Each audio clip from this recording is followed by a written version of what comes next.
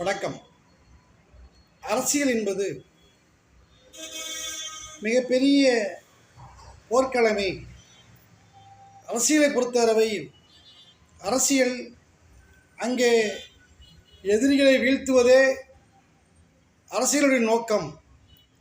அங்கு இலைமறை காயாகவும் எதிர்மறை நேராகவும் அங்கே இலக்கணங்கள் எதுவும் வகுக்கவில்லை.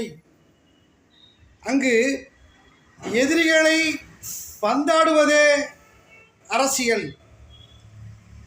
இந்த 2026 தேர்தலிலே அங்கே டிவி கழகம் பெற்ற வெற்றியானது 107 என்ற முறையில் இருந்தாலும் திமுக எதிர்க்கட்சியாக இருந்த போதிலும்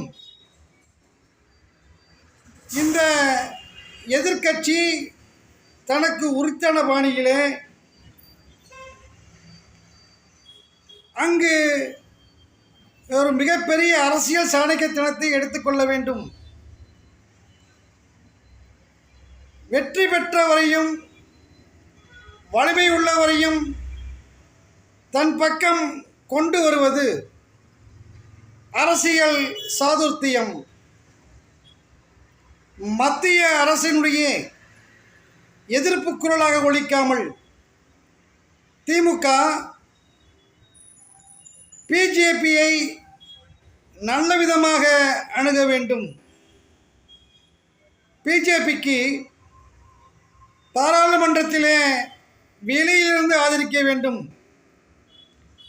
அங்கு விடுதலை சிறுத்தைகள், 2 கம்யூனிஸ்டுகள், காங்கிரஸ், இந்திய முஸ்லீம் அமைப்பு இவை இல்லாத இந்த நேரம் ஒரு மிகப்பெரிய சவாலான நேரம் என்றாலும் திமுக தனித்து விடப்பட்டிருக்கிறது என்பது மிகவும் உண்மை.